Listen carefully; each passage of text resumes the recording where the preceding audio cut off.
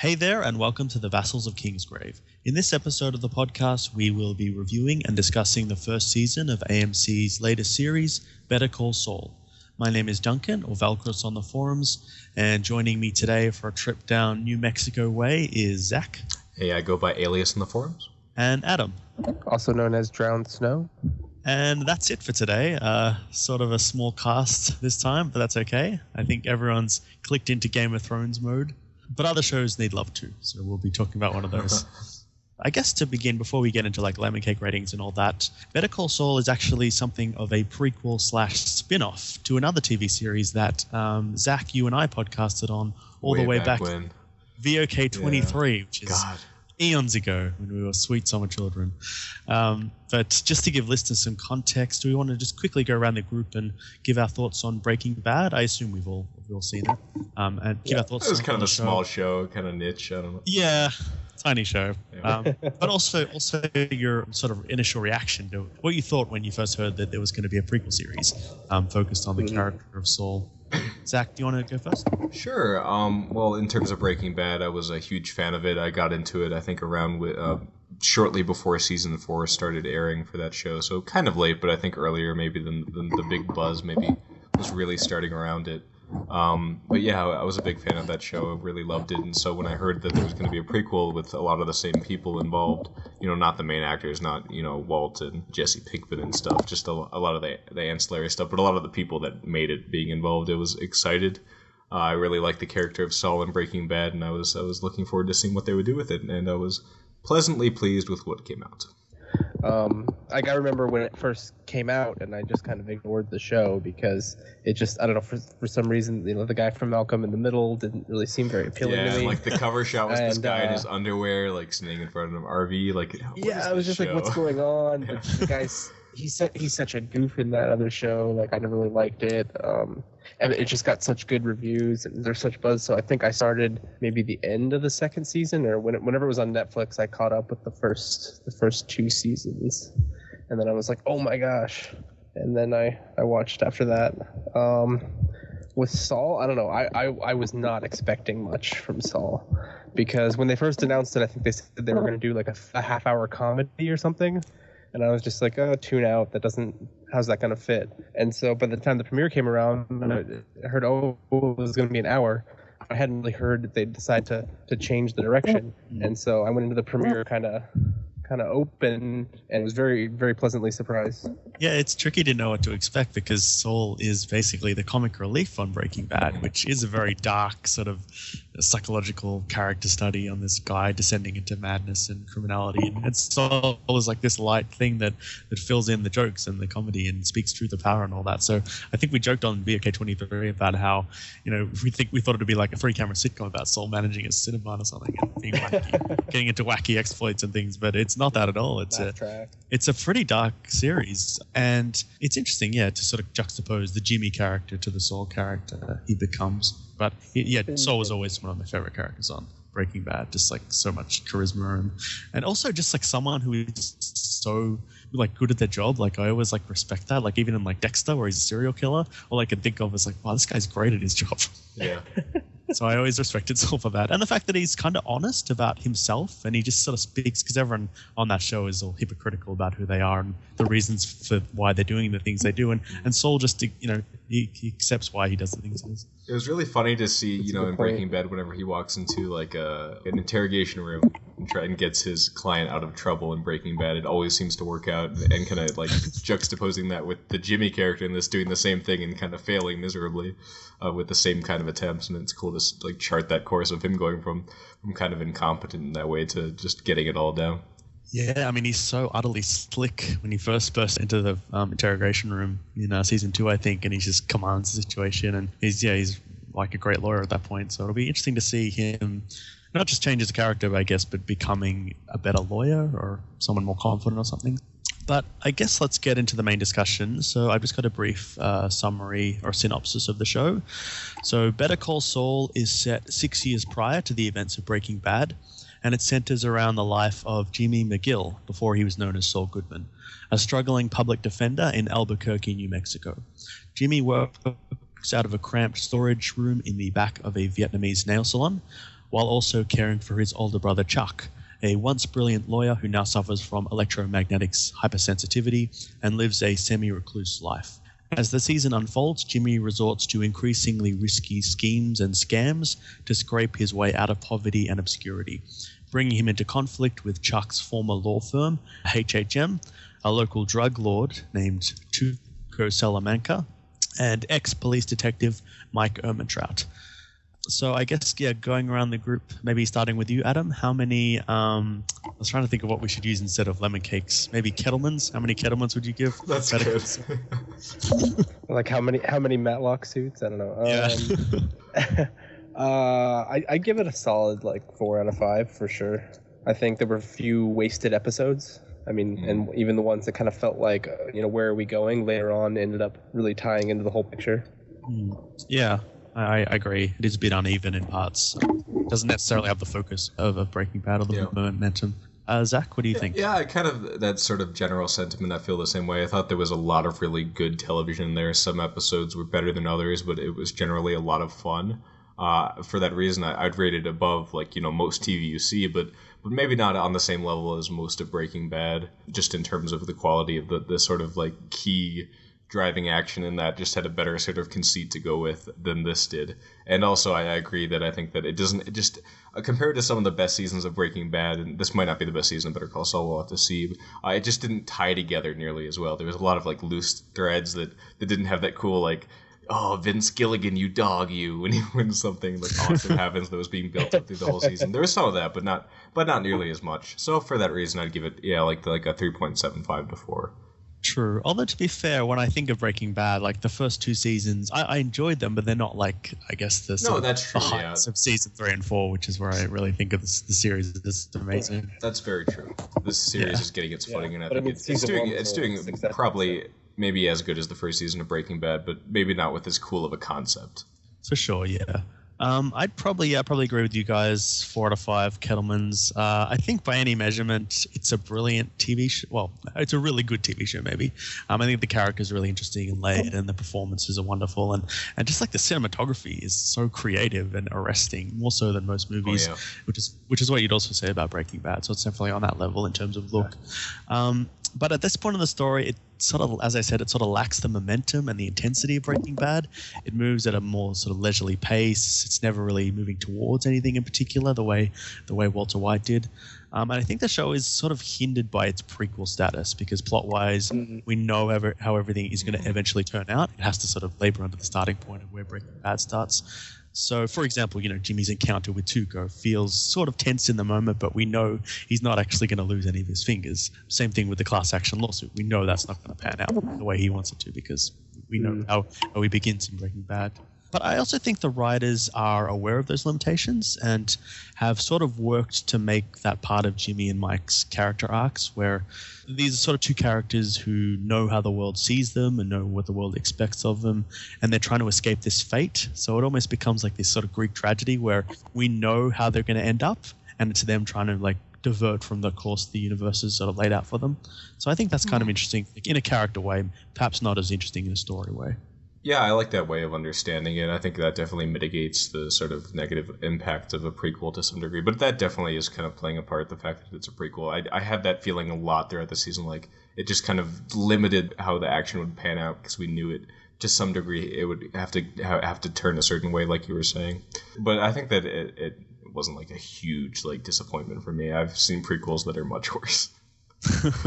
Yeah, there's definitely a lot of love and skill and craft there. This isn't a cash in at all. He's obviously passionate about telling these stories. And it's a novel idea, the idea of taking what is essentially 2 side characters from Breaking Bad. One is essentially a caricature. Saul from Breaking Bad is comic relief. Mike is sort of this badass character. He got a bit more depth and development in season 5. With his backstory, but it's interesting the idea of taking those 2 characters and fleshing them out, just looking at their day-to-day life and almost what life was like before Walter White sort of stormed onto the scene and ruined their lives. And it might even sort of add a bit more depth to Breaking Bad than what we sort of learn about these 2 characters. Oh, for sure. Cool. If we're talking, are we talking full spoilers of Breaking Bad? Yes. All right. So I definitely had more hatred for the Walter killing Mike with the context this series provided. I think I definitely felt more for sure. Yeah. Everything. Yeah, he's not just the cold mercenary that we kind of get for most of Breaking Bad. So, what were your thoughts on Jimmy, I guess, his journey throughout this season? Were you surprised? He's like a different person. I mean, I guess a lot of those elements were always there in Saul, but he seems kinder, more caring, less out for the buck, at least initially. I mean, although those elements are still there. And especially, by the time the finale rolls around, you see a lot more of Saul peeking through. But I kept wondering, like, well, when are they going to change his name? I'm like, we're halfway through this season. He's still Jimmy. Yeah, I think I guess the plan is maybe to go for the long run here, assuming they can make that happen. I think that they're going to, I don't know if the final moment's going to be him becoming Saul, but it's probably not going to be super soon. Like, the stretch will be Saul. Maybe. I don't think, like, a lot of people think we're going to run right up against Breaking Bad. I don't think so, personally, but maybe that is the plan. Maybe like at the end it would connect, but well, I'm not sure. I mean, Breaking Bad I think only took place over a year, so it's just very tightly focused, looking at process and day-to-day life. Whereas Better Call Saul takes place, I think, about 6 years before then, so it'd be a bit of a jump, I think, to meet up with Walter White. But that could be definitely interesting. And we are seeing a few of the backstories of characters who appear in Breaking Bad, like Tuco and all that. Mm-hmm. Just to give my say on the difference between Jimmy and Saul quick, I think that there are definitely a lot of elements that come across. It's kind of like Saul, but you get more depth, you get more character traits than just the one-liners. Because I think that Jimmy, though maybe he's not as overwhelmingly funny as Saul, he does have a ton of the same kind of stuff that makes him so awesome to watch. But then you get all the other stuff that makes him fascinating too. Just how he cares about his brother and Kim and stuff. Maybe I'm just blinded by Saul's charm, but I never really thought of him as a bad guy. Like, he was facilitating bad things, but I don't know, like the way he reacts to Brock being hurt, I just felt like there was a conscience there, or maybe he was just telling Jesse. Yeah. Yeah. And like you said, he's also pretty honest. I mean, yeah. he's the sleazy lawyer that you can trust, right? Like, it's weird.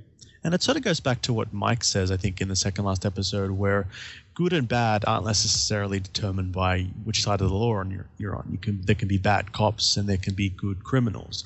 And I guess that's how I felt like the compromise he's made. He's okay with flirting with crime and entering that criminal underbelly because he's sort of been shunted by legitimate society or whatever. But he still has some sort of conscience, but maybe we'll see that chipped away at in future seasons. I think he's definitely more morally bankrupt as the Saul that we see in Breaking Bad than he is as Jimmy, but you're probably right that they're maybe not so different after all, and that he actually, as Saul, especially since we're not seeing a lot of it, he probably has retained a lot of this character that we may have been not recognizing in him before when we didn't get to see him, like acting outside of the Walter White encounters. And well, I think we're seeing three different people really too, right? I mean, you've got Slippin' Jimmy. And then you've got Jimmy, which is basically him trying to make go. He's working in the mailroom. He gets his law degree. He wants his brother to be proud of him. And then eventually, we get to Saul, which is sort of kind of the, the suit and tie version of Slippin' Jimmy, I guess. Yeah. I mean, it's hard to see exactly what it'll become because it's only at the very end of the season that he makes this decision to shun the good-natured like lawyer Jimmy persona and become something else entirely. But it is sort of this compromised version where the sort of the moral laxness of Slipping Jimmy, but combined with the power of personality. But I thought Odenkirk's performance was fantastic. It is like this much less polished version of the character he plays in Breaking Bad. He obviously has a lot of the charm and the charisma, but it's laced with a much sort of darker sense of desperation and anger at the world. Like, he spends a lot of time kicking various objects, which sort of, it makes you laugh, but at the same time it's filled with so much anger and frustration at the world, which he perceives, and which probably rightly he perceives as keeping him down constantly. Like the legitimate world won't accept him in some way. He's somehow tainted. Yeah, I remember Vince Gilligan saying something along the lines of comedic actors are more capable of doing drama than dramatic actors are of doing comedy. And I think that Bob Odenkirk is kind of a proof of concept of that fact. And that kind of is why Vince Gilligan likes to hire people like that. And I think that he really showed it here. Yeah, the jokes and the snappy one-liners almost become sad because you can see it's a mask he's putting on to get through the day. And when he's by himself, you just sense this desperation, like when he crawls into his little storage closet at the back of the nail salon and presses the message recorder and just kind of sits there at that one silence where he's just praying for a message to pop up. Like, I don't know, I love that. Though a lot of great to that see too that is side also of it. the excellent set pieces and cinematography they have in the show. Like, it just adds For so sure, much yeah. to everything. Yeah, and I think like if you listen to the Insider podcast they have, they talk a little bit about that, where it's just so much easier because they spent all this time for Breaking Bad, so they've got a lot of locations that they scouted and didn't use, or that they've used and they can use again, and so it saves them a lot of time. I keep thinking of that scene at the beginning of episode 2, this long scene where he's being interrogated by Tuco, and he has to sort of negotiate his way out of it. And it's really impressive because he's sort of fighting for his life. It's almost the best lawyering he does on the entire show. And I guess I felt like when he was entering that world, he suddenly became more powerful. Even though he was sort of on his knees, he suddenly became more powerful than he was during the rest of the season in some way. That's kind of the one real danger point, I guess, of the season, like Yeah. physical danger point. That the stakes are different, I guess. And it's sort of the closest we get to the style or the plot line of Breaking Bad. Like, a lot of the season is spent in offices and courts and talking with lawyers and things, people who abide by the law. We see a bit with Mike, but it's that scene with Tuco that's as close to the sort of being dragged out into the desert by, with a bag on your head, with a gun in your mouth. That's like the closest you get to Breaking Bad, yeah. Yeah, I'm not sure how I feel about it in the context of the season as a whole, because while I thought, like you guys say, it was one of the best moments and one of the most, relatable to Breaking Bad moments of this show, it just felt so not this show. It didn't feel like it was doing anything to push the plot forward in terms of what happens later. At least it felt like it was kind of forgotten. Yeah. And I worry that the main motivation for a scene like that was to kind of draw the line of comparison between the two shows to kind of draw people in. And I just don't like that being like the only reason that exists. I think it definitely was. Like, this show was by no means an assured success. They needed to get the Breaking Bad crowd, so they got it. The first 2 episodes, all right, this is in the Breaking Bad universe. Remember that, guys. They need you to want to tune in. For sure, yeah. Yeah, and that's fine, I guess, that they need to do that. But I just wish that there had been more with that, and with the stuff with Ignacio. Like, it just felt very left behind as the season went on. But I do think it succeeded in scaring him away from the criminal world temporarily. Like the premiere episode, he is so desperate and down on his luck, and he's at the edge of his rope, and that's what he does. He valorizes slipping Jimmy to those 2 skater guys. There was this guy who could do anything, pull any scam, and he starts to be tempted by that again. But it's that interaction with Tuco that says, nope, never again. I'm going back to the law. The courts, I'm doing public defense works, I'm taking my medicine, I'm doing things by the book. I don't want to enter that world ever again.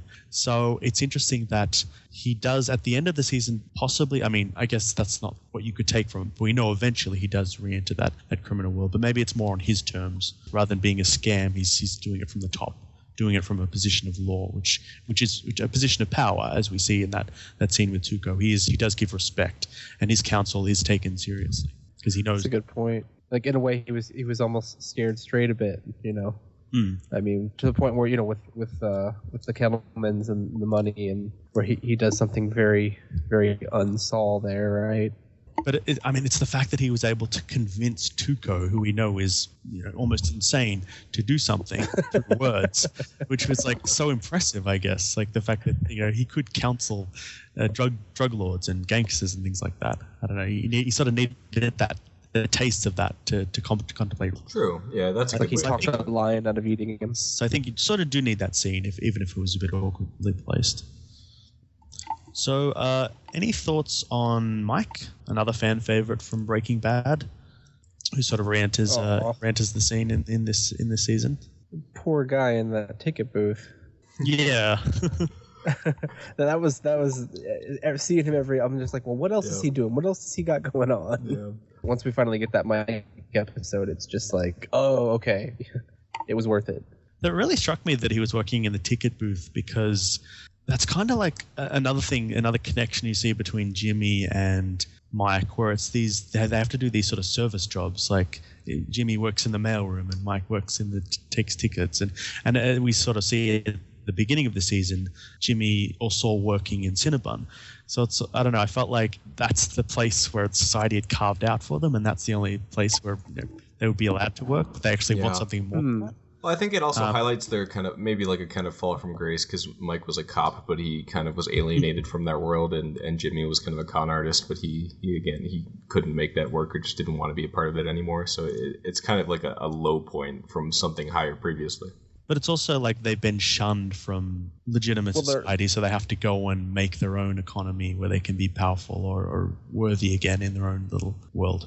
In a way, they're kind of both hiding out. At least, Cinnabon Saul and Ticket Booth Mike are both... They've done things that they kind of want to keep low from, so they're doing probably the worst thing they can think of just to sort of get by. And, like Mike wants to be near his grandkid, and like it seems like he's just sort of waiting for the next thing.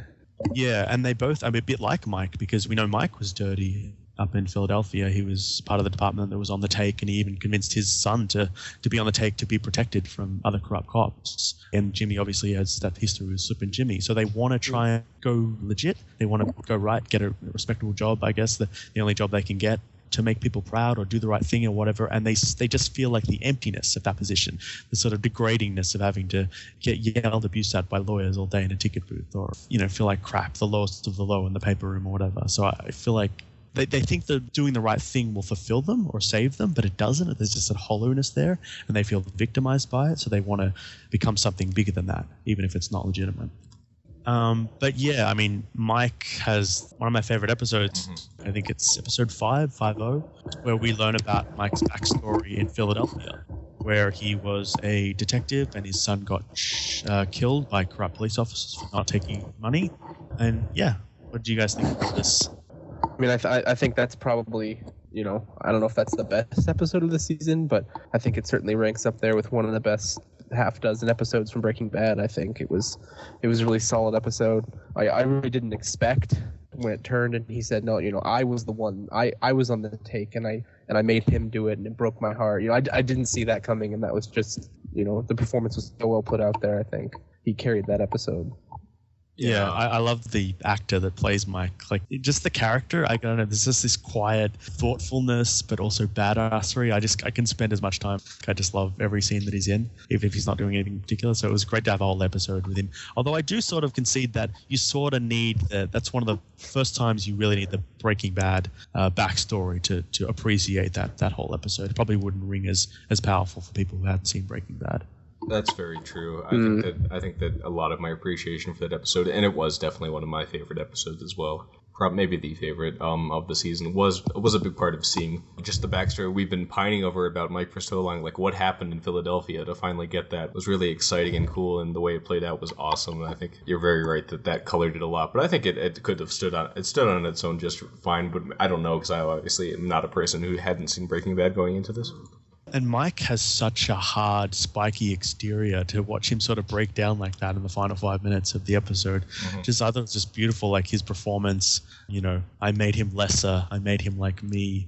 Just that self-loathing and shame and guilt all rolled into one. Yeah, that's another thing we've been waiting to see out of Mike, is some genuine emotion. Like even when he's dying, he doesn't show that, but we finally get it. So it's a huge kind of release for both him and for us as an audience to finally get that. I know it's the sort of fan service instinct in me, but just I love the fact that we're going to get to learn more, see Mike with his granddaughter and all that. Like, I love that whole thing. And more badass Mike moments too. Like one of the other really fun parts was like in the penultimate episode with this kicking ass. Amazing. The speed that he snatches that gun away with. Awesome. and then the massive guy just runs away. And he's like, "You want this gun? How about this gun?" And he just throws like the 20 guns in the trash. I know, and he's like, "Oh, it's a good one." He's like picking it out of him. He's like, "We need 3 guys." No, you don't need 3 guys. You need me. Yeah, I mean, it's this, I don't know, I love that sort of thoughtfulness. Like, he's not just a brute, he thinks about things. He just sits still and observes the situation and does the least amount of movements to get the thing solved. Yeah, and that's just a very cool character to follow. Obviously, the same being true in the 5-0 episode, seeing him turn it around on those cops, totally playing them. I also loved, this is the first time we've seen other cities, I guess. I don't think we only spend time in New Mexico in Breaking Bad. I think that's correct. But in this season, we see Chicago and we see Philadelphia, and it's, I don't know, just like that juxtaposition of those cities with New Mexico, I thought was really effective, because Philadelphia, I think it's really dark scenes, tall high-rise buildings, narrow laneways, this really dark sort of eerie blue tint. there's a great contrast with, like, you know, when Mike gets off the train at the beginning of the episode, where it's just these wide yellow expanses, and that's a big thing. I mean, we can talk about the cinematography just maybe at the end, but New Mexico is so beautifully captured. It has such character in the series, and it is like this place where people. Like this place of escape. It's like you have these two characters, Mike and Jimmy, who have ridden east because they've done something horrible, and they have to escape and create a new identity for themselves in this, I guess, expanse that is New Mexico. It's like full of possibility, but it's also full of danger and chaos that the desert represents, I guess. Where did Jimmy come from? I don't remember what was the place he was. Chicago. Yeah, right, Chicago. Right. Okay. Yeah, and in Breaking Bad, I think we saw Houston. I think that's where Lydia worked, but like it was just from a restaurant. Oh, and yeah. then, like wherever Walt was hiding out, like there are places like that, but it's all like an interior. Yeah, we saw Germany, of course. Somewhere else. Saw some they're not tasting really. Oh yeah, Germany. French. Yes. Side note on Mike, but I was flipping through the channels yesterday, and I came across the classic '80s John Candy movie, Armed and Dangerous. And there's about 30 years younger Jonathan Banks in that movie. He's one of like the corrupt security guards, but it was just a trip, full head of hair, and cracked me up. I wonder how they're going to navigate the sort of, I don't know, attention that Mike is going to get in the future. Because I think the show obviously has to be mainly about Jimmy. But it's starting to feel like the Mike plot's going to be so much more interesting with what we're getting set up to maybe go with him in the future as he's kind of sliding back into the criminal world. Maybe meeting Gus, as everyone's hoping. Ooh. Oh, that would be so cool. The show would be better if that happens. Well, you don't want to ruin it, because like a lot of the mystique around characters like Gus and Mike is we only see them for a little amount of time, but at the same time, like Mike is still awesome. Like they haven't underserved him at all. Like he's still a great character. So the idea of seeing Gus as well, I'd love to know how he started working there. In Breaking Bad, we get him. He's just some quote unquote, just a private eye that Saul knows, right? And clearly Saul knows more than what's going on. Mike's involved in other stuff that we learn later. So at some point they start kind of regularly. I think Mike is just his go-to guy is what it becomes. That might actually be the case, yeah, because Gus, he seems to be already in Gus's employ by the time we see him in season 2 or season 3 or whatever it is. So yeah, and it would take a while for Gus to set all that up. So that could be definitely a storyline that we see, which would be exciting, I think. So thoughts on Jimmy's brother Chuck? When did you guys realize he was the villain of the season? Same time as Jimmy, or when? Yeah.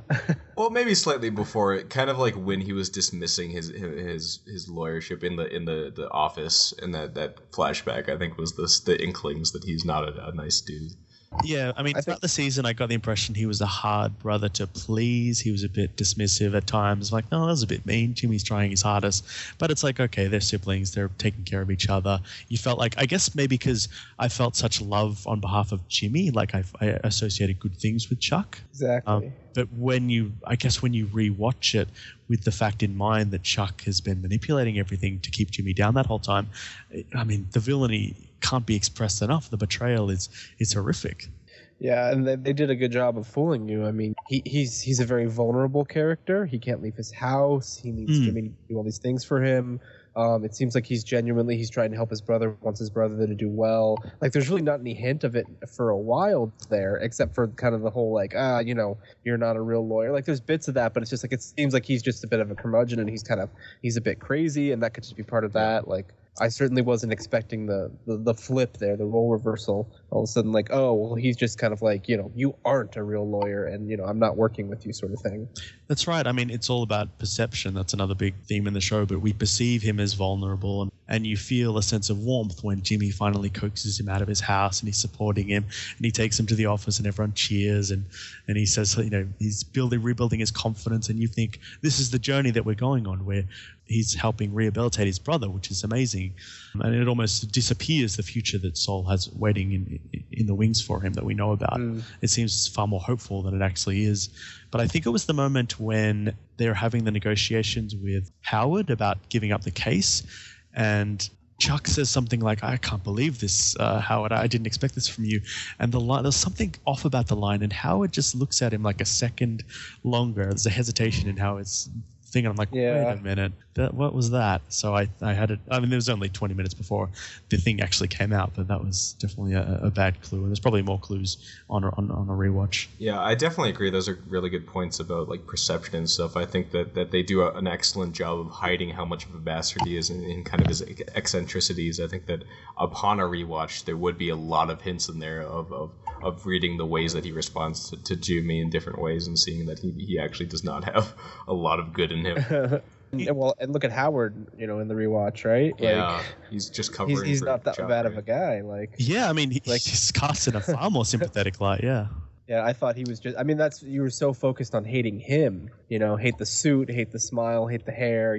Just that guy. Oh, he's just the sleazy lawyer, and so that I think that's what really got me, because I thought, like looking back when he goes, when the case was originally brought to them, and he goes, oh, geez, you're working with your brother on this. And kind of the surprise was, I thought the surprise was like, oh, he's helping you, he's doing better. Maybe that means like he was going to try to like sleaze a cut away from him or something because he's part of the firm. Or I thought something else was going on there, when really it was like, he's working with you. Why would, he doesn't like you. Like when they ask for the code to get the documents, I thought that would be the issue. Like that they would try to use that as a means to take over the case. Yeah. You keep thinking, I mean, it's great redirects. You keep thinking, oh, something bad's going to happen. They're going to lose this case. Howard's going to steal it from them somehow. Or the Sandpipers are going to do something sneaky. But all along, it's the person that he thought it was his supporter that's been betraying him the whole time.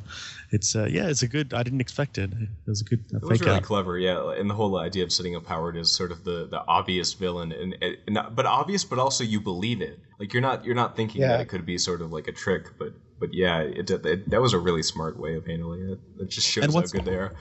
And what's interesting is that you get a sense that Jimmy knew this more than he thinks he did. Like, as Marco says in the final episode, your brother hates you. He doesn't even like you that much. We all know it. And Jimmy sort of raises an eyebrow. And it's almost like Jimmy's been aware of his brother's been doing bad things to him, but that's too much of a betrayal. He can't handle it. So almost everyone else, like Howard, is cast in the role of the villain because his brother Chuck couldn't possibly be the villain. Like, he's his brother. He's taken care of him his whole life. It couldn't possibly be Chuck. That's his blind spot, huh? Yeah, and it just rips his heart out. That was a great scene, yeah. I love that. I think it's probably my favorite episode. But what do you think about the charges or the accusations that Chuck levels against Jimmy? Is there any merit to them? Can people change? Is he always going to be slipping Jimmy? Or I don't know. Well, I think it reveals a lot about his character in that he is very much. He loves the law more than his brother, and he kind of makes that point. And it was kind of cool to get that.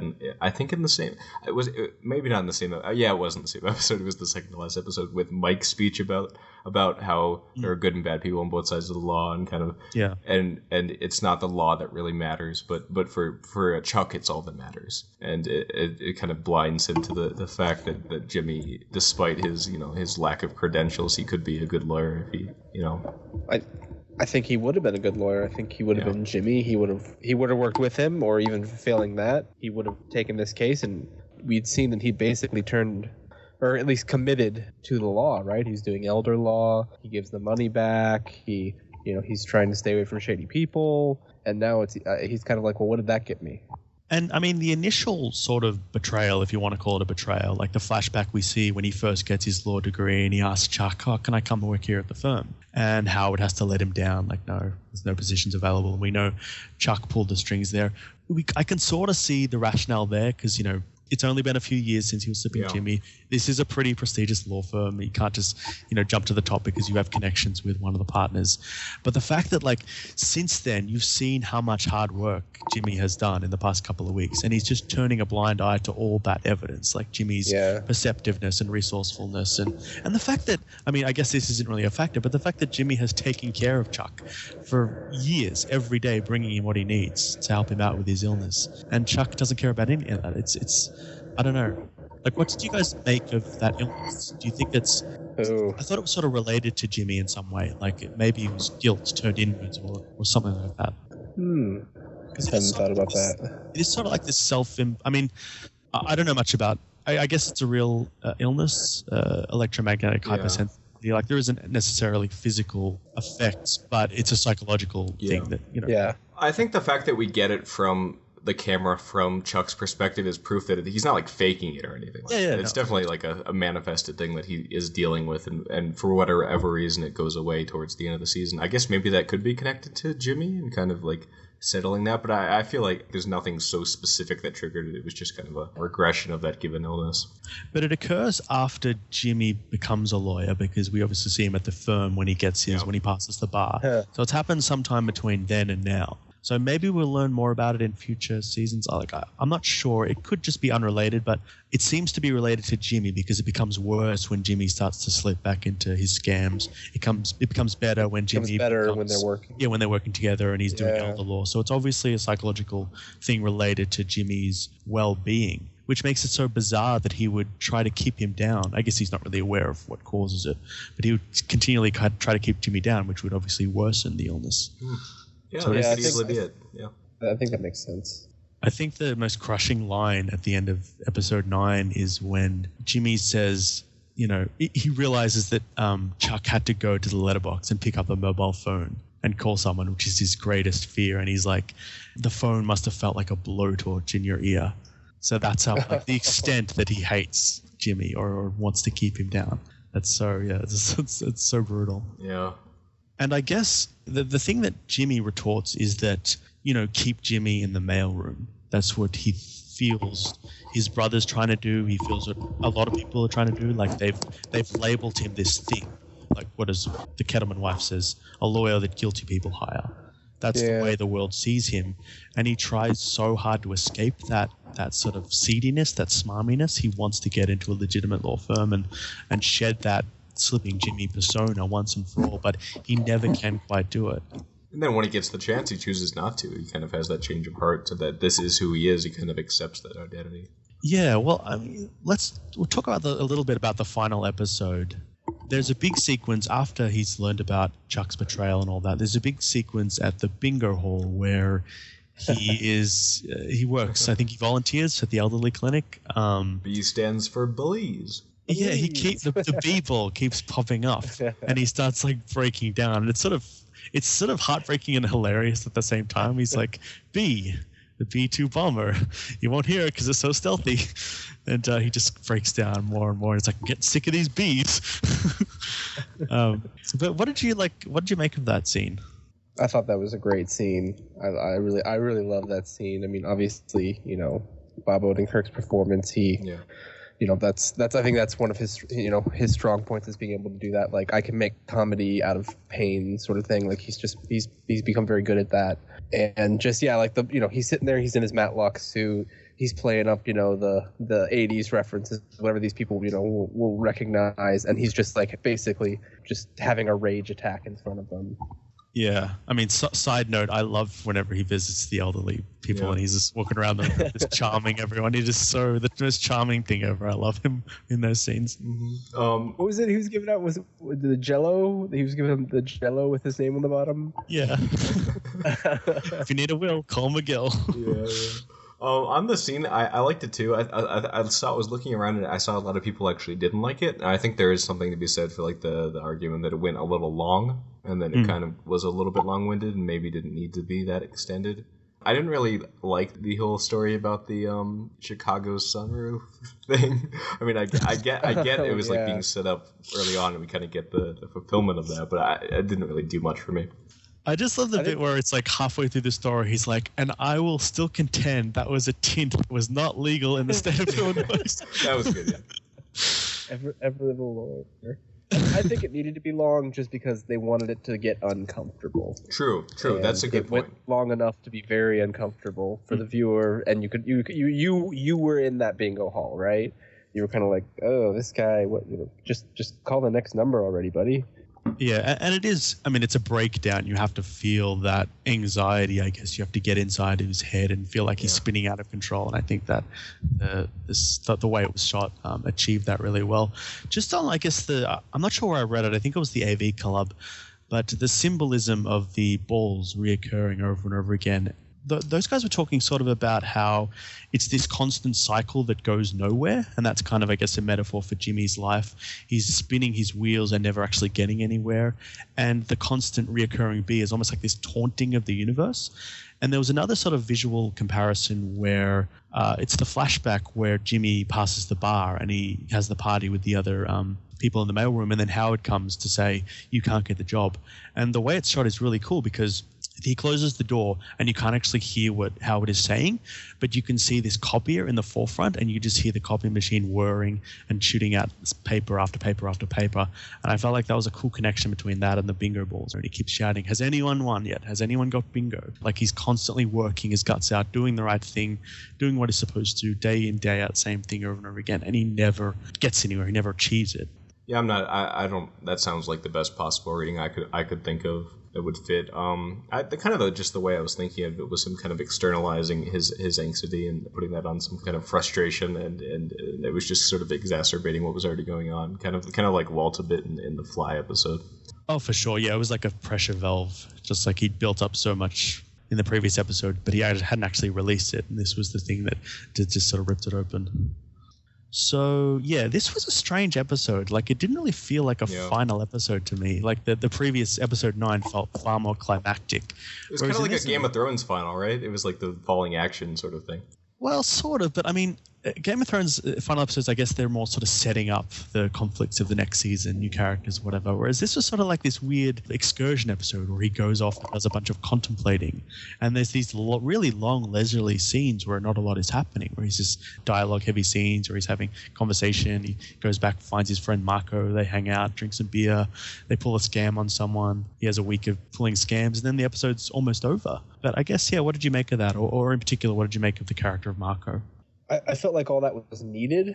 I don't know if it necessarily fits in the finale, but it makes sense just with where he's at, going back to visit. And yeah, they kind of saved the, like, let's wrap this up sort of setup for next season for the last, 5 minutes there. But I thought, I was surprised he spent as long as he did there. And then the poor guy pulling the scam was, the best moment of his life. I know. Yeah, that was a good moment. Yeah, I felt really sorry for Marco because it seems like that's something that Jimmy's always felt guilty about. Like, he thought he was making the right decision, and 95% of that decision did seem to be right. He's shunning Jimmy. He's going to work in the mailroom for his brother, trying to get his life back together, stay out of trouble before. But the idea that he left Marco, or he shunned Marco to be with Chuck, has always stuck in his core. And now the fact that he realizes Chuck was betraying him the whole time, I don't know, he has to go back and sort of make amends with Marco, maybe. And it does feel like he's trying to play Jimmy again in Secret of Flag. And it is fun for him for about a week, but at the end of the week, it doesn't, the slipping Jimmy doesn't fit anymore. Like, he's not that person anymore. That's I guess that's how I read it. Like, he was trying to see if he was still slipping Jimmy, and he went back and he wasn't. And he gets those calls from his clients, and he thinks, I actually have obligations to these people and all that. I want to go back and take care of these people. My life's not here. It's there. Yeah, and I think it's important to note that he's not slipping Jimmy, but also when he's like, look, I need this. I don't want money. I need you to do this for me. And even though it could ruin everything for him, he's like, yeah, I'll do this for you. And it still shows that he's got a big heart. And what do you think that is? Like, I need this. Like, the idea of it's not about the money, it's about the scam. I think he's in every way you think, well, since he left, Marco's life, he's got a job now, and so that should be, he's on the right path. But but it's another one of those service industry type jobs, right? It's one of those draining kind of jobs that saps your soul. Yeah, he's dead end. Yeah, it is about one of the final lines. Why did we give up that money? Because I thought I was doing the right thing. This is the right thing. You get a job, you work it, you get money, you buy a house. He's doing everything he feels like he's supposed to. He's doing the right thing. But it's unfulfilling. There's no joy there. It feels like they're constantly victims, like they're constantly the mark of some bigger scam. So it's almost like they want to be the scammer for once. They don't want to be the mark, so they make someone else be the mark, I guess. That's kind of how I read it. Speaking on kind of just how I felt about it as a finale, I wasn't really a fan of it as an episode by itself. It wasn't the most fun episode to watch, and you always kind of expect more out of a finale, though I don't think that's necessarily fair.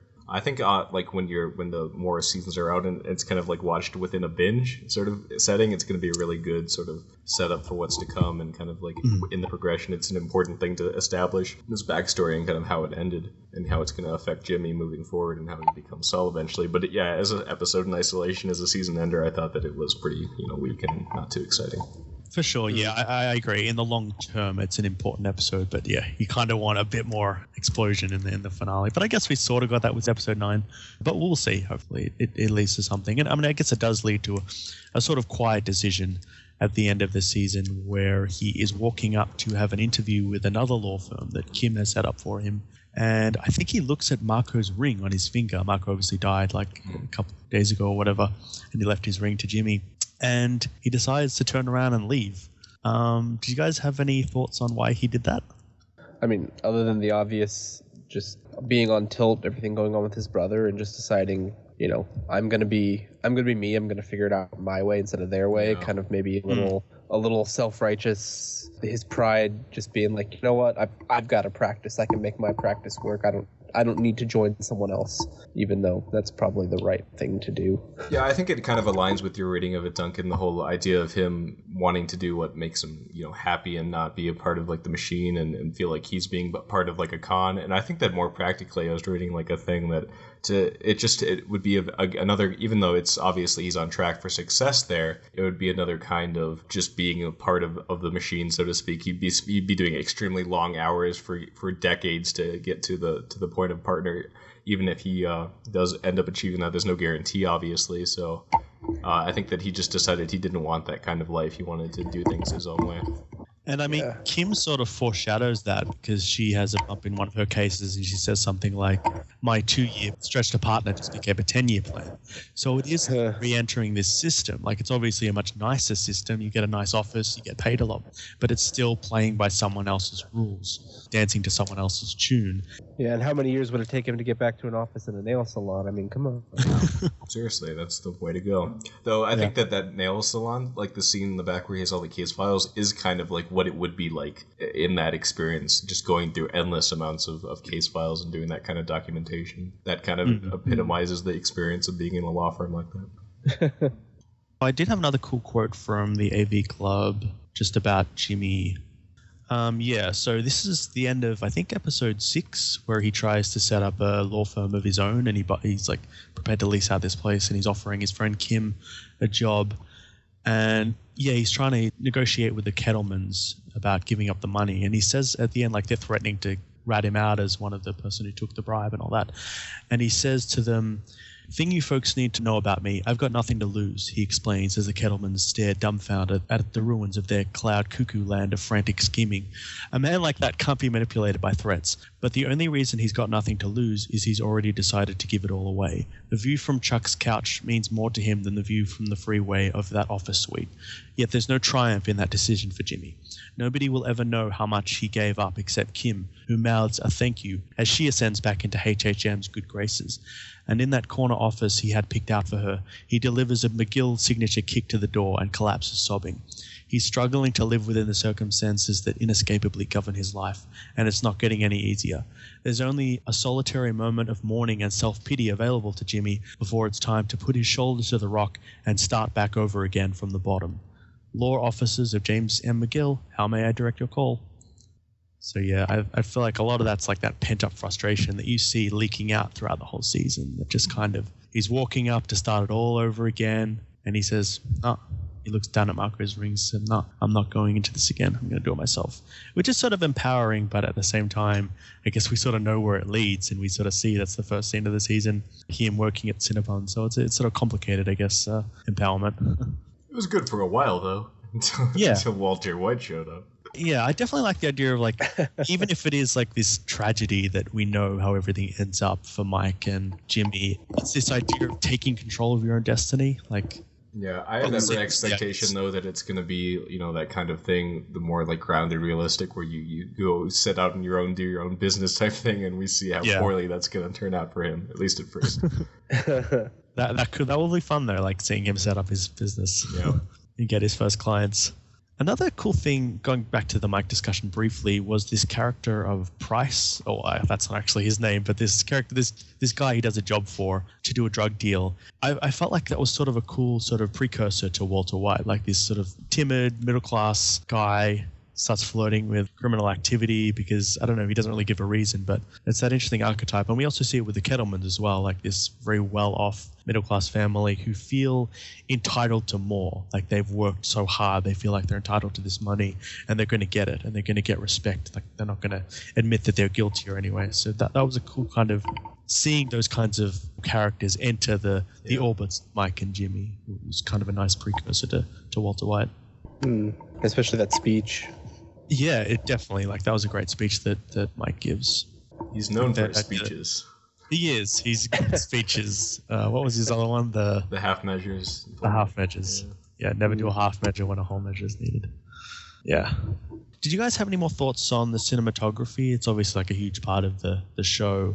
I guess, yeah, as we sort of mentioned before, the way New Mexico is captured is like really important, I guess, to the story. Like this kind of story, I guess, could be shot in a place like LA or Chicago, but New Mexico definitely adds this new sense. Like it's, I don't know, maybe like the Wild West or something. You have these big, expansive deserts on the borders of suburbia. Yeah, but it's a very American, modern Wild West. You know, it's not like exciting or rough. It's like this backwater kind of, you know, modern town with like all the trappings of that are kind of debilitating. But these sort of standoffs that occur in the desert, like in episode 9 where Mike has them meet up with those guys from Tuco's gang. They're sort of this very tall, statuesque figures, long shadows against the sun, wide yellow expanses. I felt very Western-like to me. Yeah, and it's great too. And I mean, you know, like you can tell where they are. You can tell they're not out in like Joshua Tree or something. Or it's almost like Albuquerque is like a character in these shows almost. And like I think that they've been working there so long that they appreciate the geography, the scenery, and they've learned to really make the most out of it. And obviously, it was more present in Breaking Bad, I guess, but the idea of the desert does represent, I guess, chaos on the borders of civilization. They keep going out into this chaos, amoral void, and they don't know how to get back again. I think the other sort of striking cinematography was the scenes of Chuck suffering from the electromagnetic hypersensitivity, just the shaking, juddering frame and the warped view and all that, where he's Just on another way, I think this show kind of uses Albuquerque in an interesting way that I guess Breaking Bad kind of did this too, but just the idea I was kind of getting at that it's not just, you know, like a Wild West kind of environment, but also like it's such a backwater, it's such like the middle of nowhere, and it's used, as we've been saying, as like a hideout for these people. It's so not Chicago, it's so not Philadelphia. Yeah, it's like the place you run to when something goes down in an actual city or something. Because that's what he's like. That's what Jimmy is screaming at the elderly people. We're all gonna die in this wasteland. Yeah, that's You're never gonna leave. You're never gonna leave. That's a good capturing of that feeling. Yeah. Just like Tuco's Jabolina. Abuelita. Abuelita, yeah. Yeah, what did you guys think of Tuco and what was his friend's name? Ignacio Nacho, yeah. We didn't see much of him, but cool sort of contrast between Tuco's wild insanity and Nacho's kind of calm counsel. I'm sort of wondering what'll happen to Nacho. Yeah, I like him. I think we're gonna have to see more of him because we do get him referenced in Breaking Bad, like when they capture Saul, when Jesse and Walt capture Saul, and he's like, "It wasn't me, it was Ignacio." Oh, really? So yeah, we'll have to see. Oh my god, I didn't know that. Ooh. That's awesome. Maybe that already happened, but I don't think so, right? Like it would have to be something bigger where he's like trying to shirk blame to him, right? Yeah. Oh. Yeah. That's so cool. I didn't know that. Maybe we will see Breaking Bad timeline happening. I think certain events will happen eventually if the show goes on long enough, but at the very most I wouldn't expect more than, a few introductory, Walter White towards the end. To get that specific thing, I don't think we even need to go that far. I think it could have happened fairly far into Saul's past before he kind of makes that statement. Yeah, it's true. And I guess, we see in episode 9 he's going outside his boss's business arrangements. He's selling prescription drugs and things like that. So maybe Tuco and Nacho will come to a head. It'll be like a gang war or something, and Right, Jimmy will have to take sides. I thought that was a really clever way to keep him relevant, to kind of not even have him in the scene. Well, yeah, he was in the scene. Nacho was in the scene, but like not to have Tuco involved, and kind of like setting that up from Mike kind of explaining what the situation was between the two. I think that it's going to be cool to see how that plays out. Any more thoughts on, I guess, general themes of the series? One thought I had was it's sort of like the American dream. That's kind of what Jimmy's trying to fulfill, but it's almost, I mean, we sort of talked about it before, but it's like turned back on the individual, and it's not fulfilling the way he thought it would. He's playing by the book. He's working as hard as he can. That's kind of the American dream, I guess. Pull yourself up by your bootstraps. Doesn't matter who you are, where you come from, race, ethnicity, class, you can still rise to the top. And he can't do that. And I guess it's not really a prejudice the way we think it is. It's more like this prejudice against criminals, like any kind of brush with the law suddenly cast you in a certain category. And that's the prejudice that Chuck has, and a few different people. Like, he'll always be a criminal who will always be tainted by criminality. So a lot of those criminals are sort of having to turn away and then build their own sort of little society in the desert. Well, I think it's a lot of those same things as Breaking Bad in terms of that, just the idea that the system itself is so alienating, and just it saps at you so much that you feel compelled not just for the money, but also just to feel something, to turn towards crime and just to escape that sort of the nature of that sucks your soul. Yeah, there's a desperation, And I think that's why the shows benefit from being set kind of in the desert, right? Because it's like desperation, drought, like you can't ever get enough. Like there's never enough to go around, sort of thing. That's what it feels like in these shows. Like even when Walter is, I just need this much more money. I just need that much. It's just like winter's coming and can't plan for it. Like I don't know. Yeah, that's right. Like that's definitely. The landscape, I guess, breeds this sense of desperation. Like we're running out of water, the sun's looming overhead, and it's dry and hot, and we're becoming frustrated and angry because of the conditions. And these sort of, I guess, people somehow seem less significant on that vast expanse. Like when you're in a place like Philly or Chicago, it's people in bars and in streets and outland place. But once you put them on the landscape of the desert, suddenly they're just kind of, fleas on the back of a much bigger beast. For sure. You just feel so irrelevant, as opposed to being sort of like in a beating heart kind of a big city location. You just feel like you're so on the edges that you feel irrelevant. Yeah, like you're suddenly part of the ecosystem again. You're part of this amoral kind of law of nature. And that's a kind of thing that's cultivated a lot in American culture, that if you live in these places, you're just not as, like there's this whole feeling that, I'm going to go move to New York and make something of myself and not be in this sort of like backwater place. The flyover states, right? Yeah. But I mean, have any of you guys been to Albuquerque? No. No? Yeah, I don't think so. So I've been through a few times. I'm very close. You can actually go and like visit the house and all. Well, I think that's a problem that too many people do that, because I guess don't people live in that house, the Breaking Bad house? Well, yeah. There's a couple, an elderly couple that lives there, and like when I was moving cross country. I was like, I was going through Albuquerque. I'm like, I'm stopping for, it was like an early dinner. I'm like, I'll just stop by and, take a picture of the house. And so, like, I parked across, and there were a couple of other people who come, then park, take a picture, maybe from the sidewalk across the street or something, and leave. So it didn't seem like a big deal. I guess if they're like throwing pizzas in the house and stuff, that's where. Yeah, they're saying some people are throwing pizzas in the house, but I guess that's horrible. Like the man that lives there supposedly is really nice, and he comes out and he chats with people. They're both retired, and the old lady comes out and she's got a video camera and she just videotapes everybody all the time. That's cool. Any thoughts at all, or any predictions on where the series is heading, apart from the obvious, beginning point of Breaking Bad? Well, we still have to figure out, what happens with Chuck, what happens with HHM, like why they aren't really relevant anymore, or, we see that scene towards the end of the finale where he's there, I forget, the little assistant or whatever is there doing doing what Jimmy used to do, and you see Chuck looking out the window and he's like reaching to, maybe I should go out, maybe I should. So there's unresolved issues there. Who knows where Chuck's that'll go. Gotta die, right? That's gotta be a thing that happens, right? That's what I thought from like episode 1. I was like, well, he must just die, and that causes Saul or something. But yeah, I have really no idea, because obviously, we never see characters like Kim and Chuck in Breaking Bad. But then again, why would we? Because we only see Saul when he's with Walter. So it's tough to know what's what we're privy to. I think where they may have set up a different way of Chuck dying to maybe have him so alienated away from Jimmy that he doesn't want to be in his life anymore, so we wouldn't see him. But I think there's going to be some kind of event with Kim that's going to cause some kind of breaking that's going to lead partially to whatever happens. Well, obviously Kim set up that meeting, that interview for the other law firm, so that obviously probably going to cause a lot of friction. So that might She's not going to be happy with their friendship. Yeah.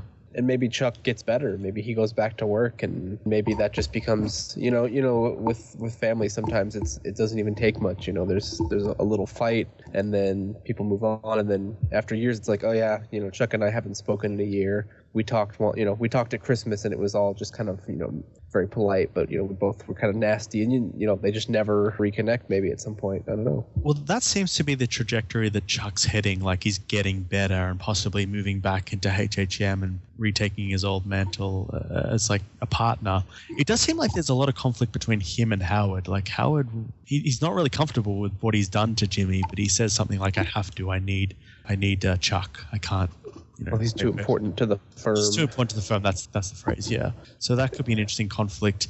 I really can't see how Jimmy could ever forgive Chuck, and I don't think I ever want him to forgive Chuck. Like, I don't know. But it does seem like Chuck's. I don't know if he feels guilty, but he keeps trying to get out of his house and make contact with Jimmy. Like, I don't know what he could possibly say, but it does seem like he's trying for reconciliation. So I guess we'll see if Chuck has some self-examination, sees what he's done wrong. But at this point, it doesn't seem like he understands that he's done anything wrong, which is really horrible. Yeah, but I mean, even if he doesn't get around to a real apology, I mean, as long as Jimmy's still Jimmy, we see that he's got a heart of gold half the time, especially for his brother. I mean, he still came by to check on him after all this. He made that list up for the next guy. Yeah. Like he didn't just say, screw you, I'm out. Which is what most people would have done. Yeah. But it's definitely thrown him off his axis. Like, it really was the heart of Jimmy. Like, that's the reason he became a better person and became a lawyer and shunned Slip and Jimmy. And that heart has been ripped out. So it's almost like he's just in a sort of free fall, I guess, morality-wise. I feel like something is going to, like I was saying, have to happen then with Kim to be the final breaking point to becoming Saul. Because I just can't see the character of Saul still having Kim in his life, right? I feel like that's going to be maybe the last straw. It really gets him going to the Saul mode. Yeah, I get the impression he was sort of a bit philandering in Breaking Bad, although maybe that was part of his character. It seems he mentions like ex-wives, like 3 of them and stuff like that. It seems like he mentions that in this show too. Oh yeah, he does. He's got an ex-wife back in Chicago when he was younger. Yeah. But it does seem like Saul is like a deliberate character that he's putting on. Like it's for the cameras and all that. So maybe I guess I'd like to think there's still some of the Jimmy that we see in this series in Saul, but he's just kind of hiding it from his clients. But I guess we'll see how closely those two personalities merge. So yeah, any more to say? Nope, not for me. Just excited to see how it goes forward. I thought, like I was saying, like I think there was a lot of concern with this show that it would be kind of like an AMC cash grab to feed off the success of Breaking Bad. I really don't think that was the case. There may be some things that are a bit concerning with that, but I think it did a lot better than I expected, and I'm just happy that there's more of this type of show that's going to be continuing. Yeah, I think Vince Gilligan he's such a nice guy, such a genuine guy. Yeah. He really seems to care about the people he works with, the product he puts out. So, like I said, the news I heard about this at first was just kind of like, oh, this is going to be terrible. But I was like, I'm going to watch these 2 premiere episodes. I'm going to give it that shot. And now I'm like really looking forward to next season. For sure, yeah. It definitely hasn't reached the heights of Breaking Bad for me. It does feel a bit inconsistent. It's not quite sure where it's going, but it's still like mandatory television for me. Like I was watching it every time it came out. I was eagerly watching it. It's very, very entertaining television for sure. Yeah, it's one of the few things that I didn't let pile up on the DVR. Yeah, Definitely. Me too. That's very rare for me. So it's cool to have this type of show around. That's always a good sign, yeah. Okay, so that concludes our review of Better Call Saul's first season. I think the second season will be airing the beginning of next year. I'm not sure if have they got a second season? I don't know. Yeah, they were renewed. Oh, okay. They were renewed? I think they were renewed maybe 3 or 4 weeks ago. Okay, well, I think we can assume it'll be early 2016. Wow, it's a long way away. But hopefully, yeah, you can join us to discuss that. Thank you for coming on, Zach and Adam. Are there any upcoming podcasts you wanted to plug before we sign off? I guess it seems like it's going to be mostly Game of Thrones from here on out. I'd still like to. We haven't really fully scheduled it. I'd still like to do the next World of Ice and Fire on the Westerlands. still trying to fit that in somewhere. But yeah, besides that, I think it's mostly going to be Game of Thrones. Cool. Yeah, we've done pretty well with the World of Ice and Fire stuff. We're probably halfway through, maybe, all the different sections. Yeah, I think that there's a couple more Targaryens, and there's the ancient history, and you have one more Essos one, right?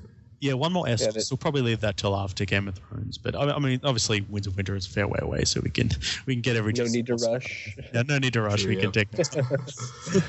Very true. But yeah, Game of Thrones is upon us, so Dragoncast is going well. Seem to have lots of support. Yeah, lots of people interested, so it should be fun. Gonna be exciting. Awesome. And I think Wolfcast may be up and running with a few people. Yeah, there's definitely like Wolfcast. I think has like the most sort of like mythos behind it, so they're really keen on keeping that going. Yeah, I think Sir Patrick the Tall's organizing that, and there will be Krakencast. We're probably not going to be able to start till episode 3 of this season, but yeah, I guess we'll probably not do every week, but there'll be enough if there's people in that area of the world, Australia and Asia Pacific, who want to come on for that slightly more convenient time. So yeah, lots to look forward to regarding Game of Thrones, and probably nothing else for the next 3 months. So that'll be exciting. Cool. So thanks for listening to this podcast. This has been the Vassals of Kingsgrave, and kitty cat notebooks for everybody. Peace. See you guys. Later.